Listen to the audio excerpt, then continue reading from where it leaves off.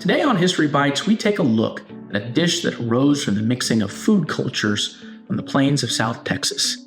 While Tex-Mex cooking is incredibly popular today in everything from fancy restaurants to fast food joints, you can really say it was popularized in San Antonio with a single dish. Join us as we cook a recipe for what true Texans sometimes call a bowl of red. Today, we cook up some Texas-style chili con carne.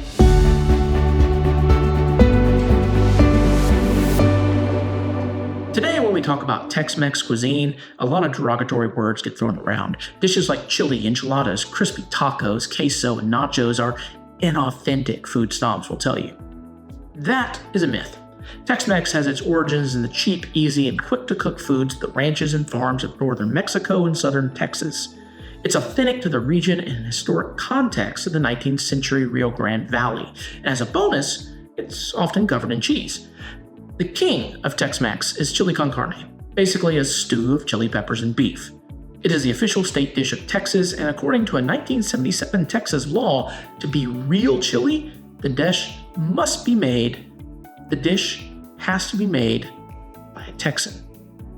Don't even ask where the beans are in Texas chili. That is sacrilege. That's like using barbecue sauce on a Central Texas brisket. At the turn of the century, San Antonio was a bustling town linked by railroads to a growing nation. Street vendors started selling the familiar ranch food to passers-by from carts because, again, it was easy, cheap, and quick. Basically, the San Antonio chili queens were the first real purveyors of fast food. Move aside hamburgers, chili is the original fast food champion. Today, we're going to be making a recipe for chili from the mind of an early Texas chili con carne expert, Frank Tolberg. We can make this with chilies or with chili powder, and for the sake of ease, we'll use the powder. In fact, it was the invention of chili powder more than anything that helped spread Tex-Mex cuisine to a wider audience in South Texas. Start by browning a pound or so of beef chunks in a skillet of vegetable oil. Notice I said chunks, not ground beef. Transfer the cooked beef over to a heavy pot and coat in your chili powder. Bring the mix to a boil, adding enough beef stock or water to cover the meat, and then simmer over low heat.